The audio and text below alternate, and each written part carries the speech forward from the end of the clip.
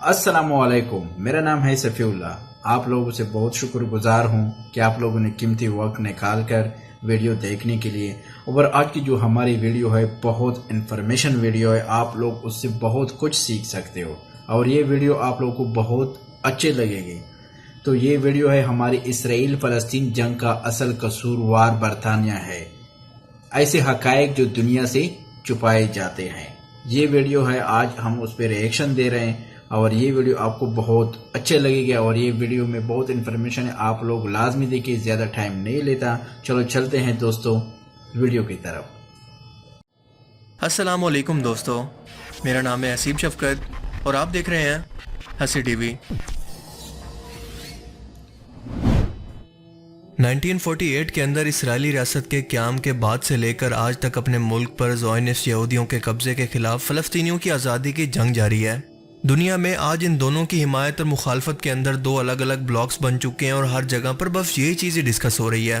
पर एक सबसे अहम चीज़ जिस पर कोई भी शख्स बात नहीं कर रहा और वो है इस लड़ाई और फसाद का असल कसूरवार, यानी ब्रिटिश एम्पायर, जिसने पाकिस्तान और इंडिया के दरमियान कश्मीर की तरह मुसलमानों और यहूदियों के दरमियान जानबूझकर इस बॉर्डर के तनाज़े को रखा ताकि यहाँ पर कोई एक स्टैब्लिश गवर्नमेंट कभी भी ना आ सके और इनका कंट्रोल और इनकी सपोर्ट हमेशा के लिए डीप स्टेट की तरह पूरे मुल्क पर रहे।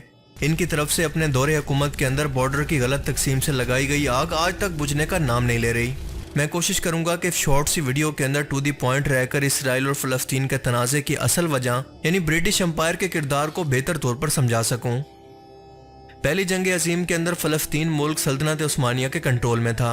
सल्तनत उस्मानिया के साथ एक तरफ जर्मनी, ऑस्ट्रिया, हंगरी और बल्गेरिया थे तो दूसरी तरफ यूके, फ्रांस, रशिया और अमेरिका। इतनी बड़ी जंग में शामिल होकर सल्तनत उस्मानिया काफ़ी कमज़ोर हो गई और इसी कमज़ोरी का फ़ायदा उठाकर शरीफ मक्का ने बरतानवी जासूस लॉरेंस ऑफ अरेबिया के बहकावे और अरब सरजमीन का कंट्रोल इन्हें देने के वादे पर बगावत कर दी। लेकिन यह वादा ब्रिटिश की तरफ से सिर्फ अपने फ़ायदे के लिए एक धोखा था। नतीजतन सल्तनत उस्मानिया ये जंग हार गई और इसके कई टुकड़े हो गए, जिनसे आज के दौर के मौजूदा दौर के लिबनान, टर्की, सीरिया, उर्दन, फ़लस्तीन और इराक का जन्म हुआ। टर्की के अलावा बाकी तमाम मुल्कों के बॉर्डर को बिना सोचे समझे तकसीम कर दिया गया, जिससे आपस में इनके तनाज़ात बढ़ने लगे, जिनमें फ़लस्तीन भी शामिल था। ब्रिटिशर्स ये बात अच्छी तरह से समझते थे कि वो क्या कर रहे हैं और वो जानते थे कि ऐसा करने से इस पूरे अरब खित्ते के अंदर इंस्टेबिलिटी पैदा होगी और इसी चीज़ का फ़ायदा उठाकर वो अपना कंट्रोल इन मुल्कों पर हमेशा के लिए रख पाएंगे। अब ये जंग क्योंकि फ्रेंच और ब्रिटिशर्स ने मिलकर लड़ी थी, लिहाजा ब्रिटिश और फ्रेंच हुकूमत के दरमियान एक एग्रीमेंट हुआ जिसके मुताबिक इन दोनों मुल्कों ने सल्तनत उस्मानिया के आज़ाद होने वाले इलाकों को आपस के अंदर तकसीम कर लिया। इसे कहते हैं सेकेस पेकॉट। इस दौरान ना तो किसी कौम को, ना किसी नस्ल को और ना किसी इलाके की शनाख्त का ध्यान रखा गया। मिसाल के तौर पर अगर कोई इलाका एक खास नस्ल के लोगों की रिहाइश का था तो बजाय इसके कि इसे एक पूरी स्टेट बना दें, बिल्कुल इसका उल्ट करके इस कौम के दरमियान में एक लाइन खींचकर बॉर्डर बना दिए गए। इस अरब खित्ते के अंदर इंस्टेबिलिटी रखने के पीछे दरअसल ब्रिटिशर्स की एक और भी अहम वजह थी और वो थी ये स्विस कैनाल। ये छोटी सी कैनाल ब्रिटिशर्स के लिए इंतहाई अहम थी और इस वक्त भी है, क्योंकि ये लोग शुरू से ही कारोबारी थे और इनके एम्पायर के अंदर इंडियन ओशन से यूरोप के लिए मेडिटेरियन सी तक जोड़ने का काम ये स्विस कैनाल ही किया करती थी। इसीलिए इस पर डायरेक्ट या फिर इनडायरेक्ट कंट्रोल इनकी लाइफ लाइन थी, जो कि एशिया को यूरोप से कम तरीन फासले से जोड़ती है। फ़लस्तीन क्योंकि एक ज़माने के अंदर यहूदियों का घर था और वहाँ से ये दर बदर होकर पूरे यूरोप के अंदर हज़ारों सालों से फैल चुके थे, ये बरतानिया में भी मौजूद थे।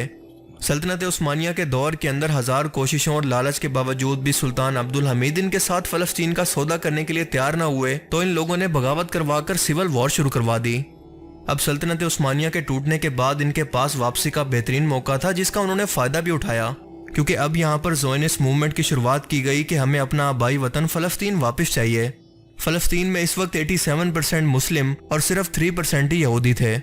फ़लस्तीन मुल्क में मुसलमान मुल्क के बजाय यहूदी स्टेट ब्रिटिशर्स के फ़ायदे के अंदर थी, जिसकी सपोर्ट इसे हमेशा मिलती रहती। लिहाजा अपने पॉलिटिकल फ़ायदों और सपोर्ट के लिए ब्रिटिश फॉरेन सेक्रेटरी आर्थर बेलफोर ने ब्रिटिश कम्युनिटी के एक अहम यहूदी मेंबर वॉल्टर रोथशाइल्ड को एक ख़त लिखकर यह वादा किया कि हम यहूदी कौम को एक इसराइली रियासत बनाने के अंदर मदद करेंगे।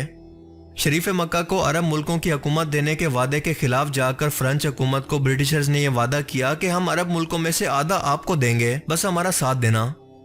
अब ये सब वादे क्योंकि बंद कमरों के अंदर हो रहे थे, किसी को भी एक दूसरे की खबर नहीं थी, इसीलिए सबको लगा कि ब्रिटिशर्स इनके साथ हैं।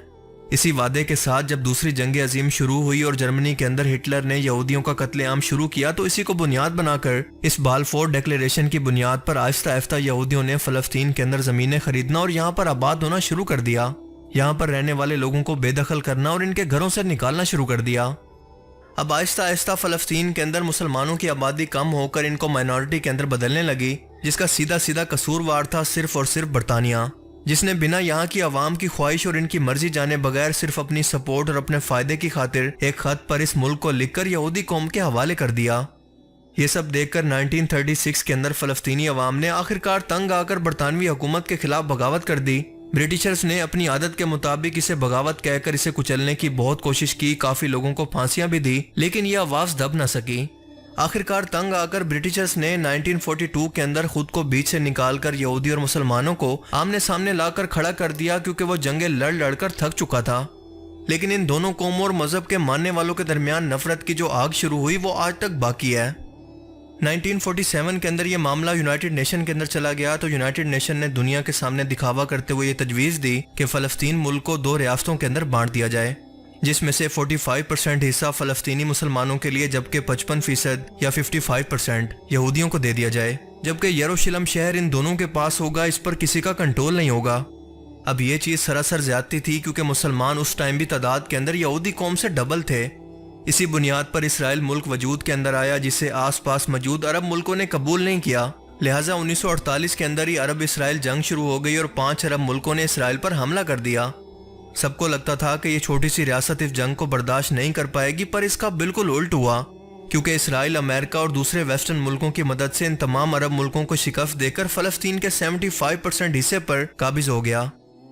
1961 के अंदर एक बार फिर से इसराइल की अरब मुल्कों से जंग छिड़ गई, जिसके बाद इसने फलस्तीन के मजीद हिस्सों पर मौजूद गजा और वेस्ट बैंक समेत यरूशलेम पर भी कब्जा करके इसे अपना कैपिटल बना लिया। इसके बाद फलस्तीन लिबरेशन ऑर्गेनाइजेशन की तहरीक शुरू होती है और 2006 के अंदर ये पार्टी इलेक्शन जीतकर वेस्ट बैंक के कुछ हिस्सों पर कंट्रोल हासिल कर लेती है, जबकि गजा पर फलस्तीन लिबरेशन की एक मिलिटेंट जमात यानी कि हमास कंट्रोल हासिल कर लेता है और इसी के दरमियान ये आपस में एक दूसरे पर हमले जारी रखते हैं, जो कि आज तक जारी हैं।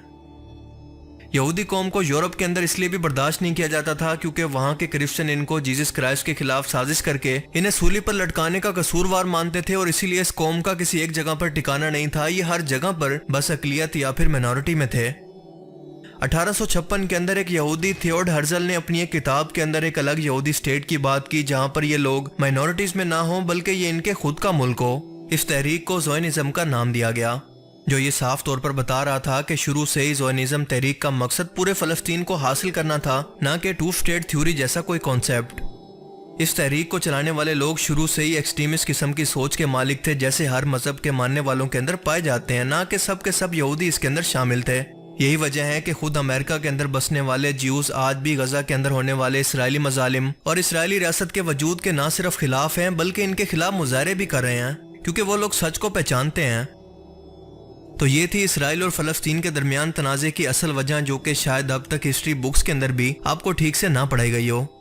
अगर आपको इस वीडियो से कुछ नया जानने को मिला तो इसे अपने दोस्तों के साथ भी ज़रूर शेयर करें, और अब मैं मिलूंगा आपसे एक ऐसी ही नई इंटरेस्टिंग वीडियो में। तब तक के लिए अपना बहुत सा ख्याल रखिएगा।